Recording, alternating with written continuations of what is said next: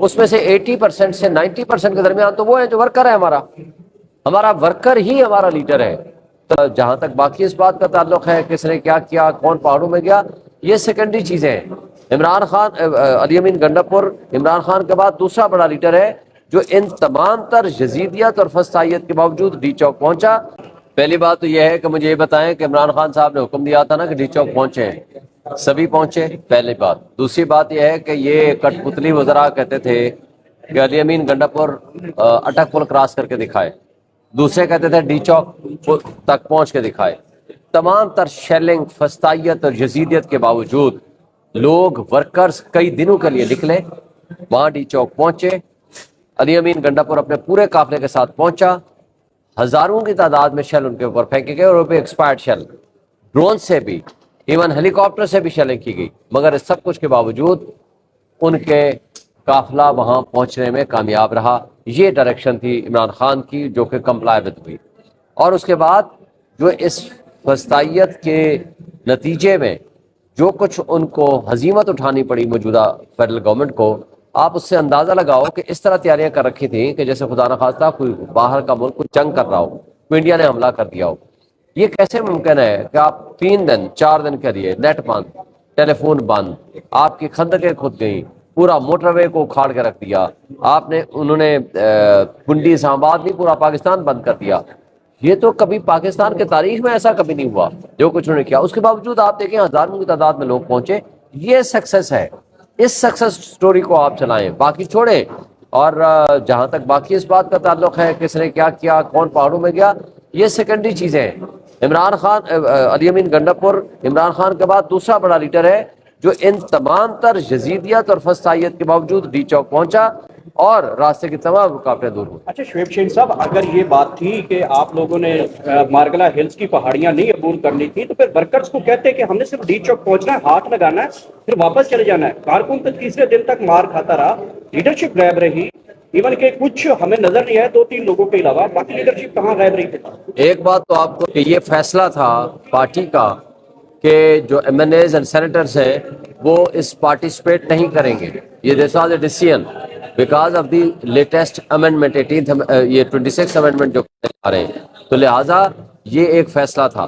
دوسرا، چونکہ آپ کو پتا ہے کہ وہاں جانے کے بعد امیڈیٹلی جو اٹیک ہوا رینجرز کا اور اس کا آئی جی اسلام آباد کا، اس کے بعد کی سچویشن ایسی تھی کہ اس کو ظاہر کنٹینیو کرنا پڑا۔ اس کے بعد جو کچھ بھی ہوا ہے یہ ساری ان کے خلاف ایک چارج شیٹ ہے موجودہ حکومت کے خلاف، جو جمہوریت کے دعوے دار ہیں انہوں نے جمہوریت کو ایک تماشا بنا کے رکھ دیا ہے۔ چونکہ ہر پولیٹیکل پارٹی کا یہ ایک فنڈامنٹل رائٹ ہوتا ہے کہ وہ وہاں جائے اور جا کر کے اپنا پروٹیسٹ ریکارڈ کرائے۔ آپ کو پتا ہے کہ اسلام آباد کا جلسہ سب سے پرامن جلسہ تھا۔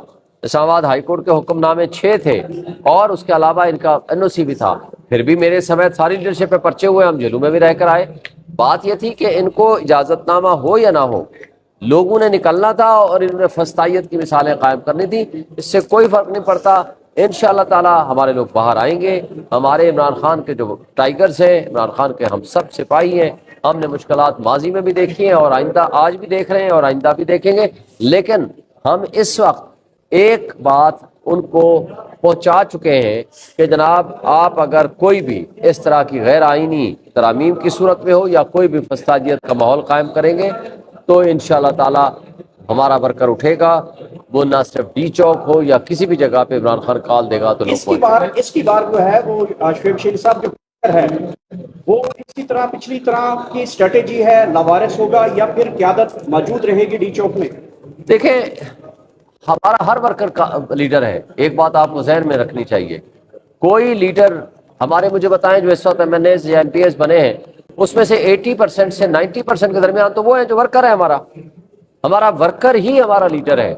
تو لہٰذا یہ کہنا کہ ہمارا لیڈر اور ورکر کے درمیان کوئی فرق ہے، کوئی فرق نہیں ہے، سب نکلیں گے، سب جائیں گے، اور جو بھی ہماری پلان اب آگے آئے گا، ابھی ہم نے کال نہیں دی۔ آج ہم نے کال جو دے رکھی ہے یہ ہم نے 14 تاریخ تک کی کال، 13 تک یا شاید 13 تک کی کال دے رکھی ہے، اور وہ 13 تک کی جو کالز ہیں مختلف پنجاب کے اس میں ہے، شہروں میں ہے، لیکن اسلام آباد کی کال یا پورے پاکستان کی کال انشاءاللہ ہم 15 یا 16 کو دیں گے, اس کے بعد 17 یا نان ورڈ ہوگی. وہ جو ہوگی وہ پوری پلان قسم کی پروگرام ہوگا, انشاءاللہ تعالیٰ آپ کو نظر آئے گا اور بھرپور کامیاب ہوگا. شاہین صاحب یہ بتائے گا, جو بیرسٹر سیف نے رات کو بیان دیا تھا, خاص کر پشتون تحفظ موومنٹ کی جو جرگے پہ حملہ ہوا تھا اس کے بعد, تو انہوں نے کہا تھا یہ پارٹی کلعدم کرا دے دیا ہے, اور جو واقعہ ہو گیا تھا اس پہ بھی کوئی اظہار افسوس بھی نہیں کیا تھا. اس بیان کو آپ کس ہم نے کل اس کو ریجیکٹ کر دیا ہے, اس بیان کو. کل مخصوص A1 پوائنٹ ایجنڈا پہ کل میٹنگ ہوئی ہے ہماری اپنا پولیٹیکل کمیٹی کی. اس نے اعلامیہ جاری کر دیا ہے کہ ہم کسی کے بھی بنیادی انسانی حقوق کے اوپر حملہ اس کو پسند نہیں کرتے. جو کچھ انہوں نے فیڈرل گورنمنٹ کر رہی ہے, جو پابندی لگائی ہے, وہ بھی غلط ہے. ہم نے یہ بھی کہا ہے کہ جو انہوں نے فیڈرل گورنمنٹ میں تھرو IG KPK اور وہاں جو فائرنگ کروائی ہے اس کو بھی ہم مذمت کرتے ہیں. اس کے حوالے سے چیف منسٹر اپنا رول ادا کر رہا ہے, سب کو بلایا ہے کہ آئیں اپنا ریزالو کریں ان ایشوز کو. ہم نے اس کو سارے ایکٹ سے ہم نے لا تعلقی کی ہے اور فیڈرل گورنمنٹ کی مذمت کی ہے کہ وہ غلط کر رہے ہیں, اور ہمارا بڑا ڈیٹیلڈ اعلامیہ جاری ہوا ہے, وہ آپ پڑھ لیں. آپ کا اپنا ہی ترجمہ ہے سر. غلط ہے وہ, ہم اس کو نہیں مانتے. اس کی ذاتی رائے ہوگی سکتی ہے, ہم نے اس کو ریجیکٹ کر دیا ہے کل ہماری پولیٹیکل کمیٹی نے.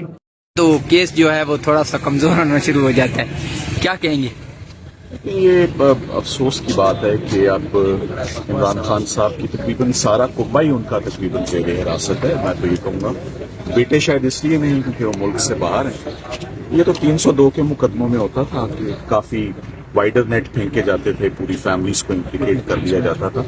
تو یہ افسوس کی بات ہے کہ دے آر علیمہ خان صاحبہ اور ان کی بہن عظما خان, یہ دے آر ایلڈرلی فیمیلز, اور ان کا کوئی پولیٹیکل بیک گراؤنڈ نہیں ہے, کوئی گورنمنٹ میں ان کا کوئی عمل دخل نہیں تھا. اس کے باوجود ان کو بلا وجہ گرفتار بھی کیا ہوا ہے اور ریمانڈ پہ ریمانڈ بھی ان کا ایکسٹینڈ ہو رہا ہے. سو آج ہم امید کرتے ہیں کہ ان کو ایٹ لیسٹ ڈسچارج کیا جائے ان کو, اور ان کو اس مقدمے سے بری الزام کیا جائے. اس میں کوئی ایسا سچ کوئی بات نہیں. سر نعیم پنجوتا صاحب جو انتظار پنجوتا صاحب جو ان کو اٹھایا گیا ہے سر, حالانکہ وہ لیگل ٹیم کے ہیڈ بھی ہیں, ان کو کیوں اٹھایا گیا سر؟ اس کے اوپر ایک پٹیشن آلریڈی فائل کر دی جا چکی ہے اسلام آباد ہائی کورٹ میں. چیف جسٹس صاحب نے اس پر سماعت کی ہے, اور IG صاحب سے انہوں نے تھوڑی دیر پہلے ان کو طلب کر رکھا تھا. تو اس میں بھی یہ بہت افسوس کی بات ہے, اور اٹ از ویری انفارچونیٹ کہ ہر وہ شخص جو عمران خان صاحب سے جڑا ہوا ہے, چاہے وہ خونی رشتہ ہے یا لیگل ٹیم کا حصہ ہے, ان سبھی کو جو ہے یہ مسائل جو ہیں وہ درپیش ہیں. ڈیفیکلٹ ٹائم ہے.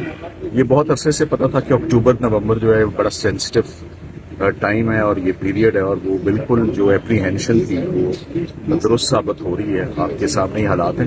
اب آج دیکھتے ہیں انشاءاللہ ریمانڈ سر ہیئرنگ جوڈیشل کروائیں, وہ آج ویسے تو جوڈیشل ہی ہونا ہے, لیکن آپ کہہ رہے ہیں ڈسچارج کروائیں گے. ڈسچارج خواہش جو ہے ہمیشہ وہ اچھی رکھنی چاہیے. Thank you. Thank you sir.